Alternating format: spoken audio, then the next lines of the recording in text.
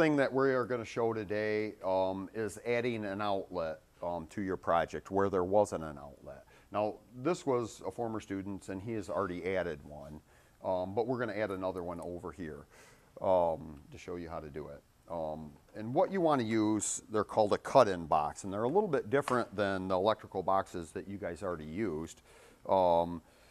They don't have where you nail them on because you have no way to get in there and nail this on like you did your regular box because your drywall's already there. So the purpose of this is, say you wanted an outlet in a room someplace. If there was an outlet in the room on the other side, you could come in there and add an outlet, not exactly straight across, but in that same cavity that's in. It's really simple with these cut-in boxes. What they have is they have some ears here, and this is what holds your box. These flip out when you tighten these down. I do not want anybody using a drill to tighten them down. Please use a screwdriver because I want to reuse these other ears, so we want to try to not damage them. But you have to cut your drywall hole so it fits this box. These ears that stick up, you got to be pretty precise how you cut it because these ears have to get hit against your drywall like this all the way around on both sides like that, or they don't hold. So this pinches on the outside of your drywall, and this thing kicks out and pinches on the back side, and that's what holds that box. Now, is it as good as a nail-on box? No. You could tell after years of plugging these in and out, if you're really rough with them, you know, that would probably end up breaking the drywall there, and then you wouldn't have a box. So it'd be in there. Another way that this can be done is get right up against your stud and cut your hole, and then you can fasten through here with some screws. But that's not what we're doing. We are going to use these cut-in boxes. So the first thing you got to determine in the other room where you have a power source. So I have an outlet here. So I can pull anywhere in here and put a box, but I would want it in that same cavity.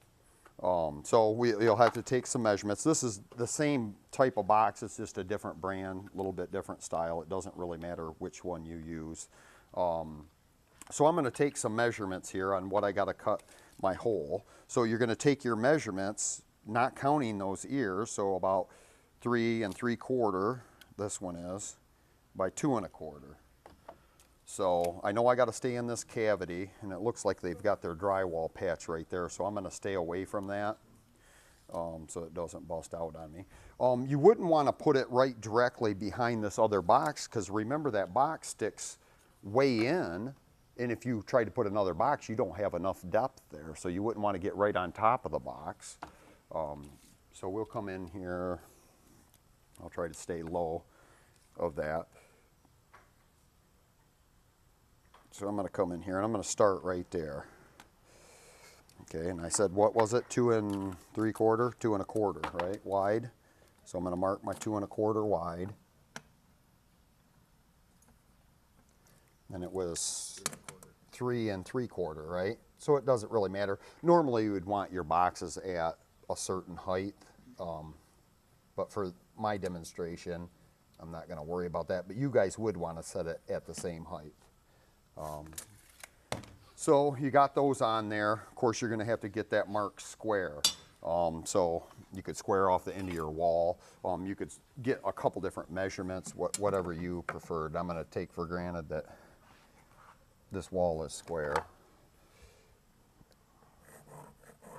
Get me a mark across here. Of course, I'm using a pencil, right, not a pen on your wall. I've seen that on a few projects, and we've talked about that. Anything that's going to show, you wouldn't want to use a pen because you can't erase that off there, and that's going to be there forever. It's going to bleed through paint after it's painted, so you don't want to do that. Don't mark your marks super dark. Get them so you can get rid of them. So I have my hole there ready to go. Just want to double check, make sure I have the right measurements. So it is 2 3/4, right? By 2 1/4. Let you cut it. So you're going to cut it with a drywall saw, of course. What would you have to think about, though, before you just stab this in the wall? Good. You would have to think about wires. Maybe there's wires in the wall. If you didn't build this, you wouldn't really know. So you got to be a little bit gentle with a saw, and you just don't want to just go crazy with it. There could be plumbing in there. Maybe it's plastic plumbing in the house. If you cut, you'd have a big mess. Then you would be cutting or removing a bunch of drywall and maybe flooring because you got it wet. You could get electrocuted if you cut through a wire that was live.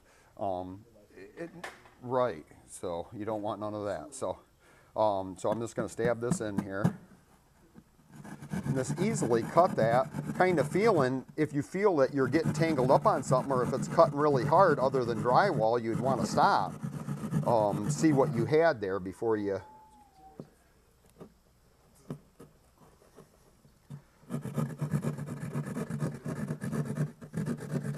Now, like I said before, these are little part-a-day projects, and we have a lot of these, so that's why we're kind of handing them out more than one at a time, because you can do one, and you may get to a point where that's all you can do with that, so then you can start on that other one, and so you can keep moving.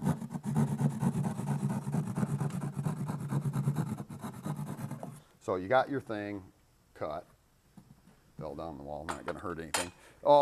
So your next step is you would have to run your wire. You want to get it from this outlet and sticking out here. Doing that, you want to make sure you're using the right size wire, right? If this had 12 wire over here, or the yellow wire, you wouldn't want to run 14, because that means that's probably on a 20 amp circuit, and this can only handle a 15 amp circuit. So you could cause a fire. Okay, it could heat the wire up. So make sure you're using the right wire. Thomas, I got to step around here. So I've got this outlet loose, and I guess I could turn that around, but I got this outlet loose so I can get in there. So I'm gonna just poke this wire into that wall cavity, or try to. Guess I should have came through the bottom.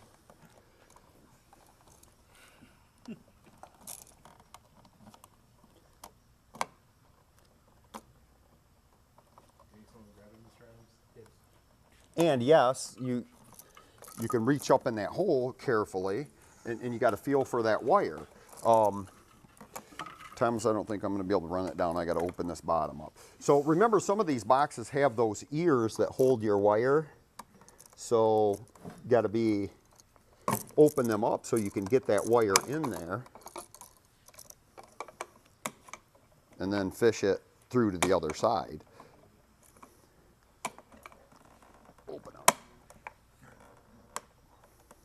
So I'm just sticking a screwdriver in there and open that up so I can push that wire through. And I can see Thomas's hand through that little hole wiggling around his fingers. So you got to hold the wire? Okay. So you're going to pull that right out that hole. Now, what did you want for a wire length? What's our code? 6 inches. 6 inches from the face of the box, correct? Yeah. So you want to leave at least 6 inches here, then also 6 inches here. I would rather see more than less. Now, couldn't we get wire staples in this? No. Into the stud? No, you can't do it unless you removed a bunch of drywall. So you're kind of stuck not using drywall nails.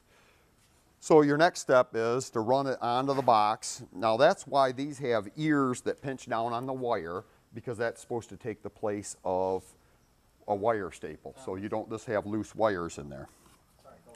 So you get your wire ran in here.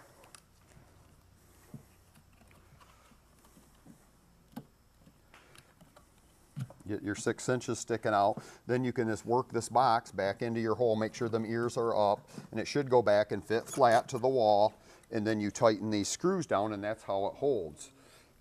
Pretty simple. Can I have that? Now, this is really good as far as becoming an electrician. What do you think an electrician charges you for this job right here? $2,000. Right there is a $50 job. Oh, that's not too bad. That 50 bucks, no. How much material do you have? You had about $2 in this box, and you probably had $1 worth of wire, and you got to buy an outlet and a cover. So you got about $5 in it. So he made 45 bucks in a matter of a few minutes. Okay. So of course you'd want to deaden your circuit, right, that you were working with before we did that. We know this is dead because it's not plugged in. But you tighten these down till that ear comes out, and it'll pinch that box right back. Tighten those down. That pulls that flush. Then same process as what was done before. Strip your wire. You make your connections the same. Now over here we had 2 wires in this box. And on a receptacle, we just added a 3rd wire, correct? So you have 2 brass screws. What hooks to brass? What color wire? The what? The black one, yes. So if you had 3 wires in there, that means you have 3 blacks, correct? Yes. So how are you going to hook 3 blacks to 2 screws? You're going to have to pigtail something, correct? Same way with the whites. Grounds always get pigtailed together, right? So it's pretty simple fix. So that's all there is to that demonstration. Anybody have any questions with that?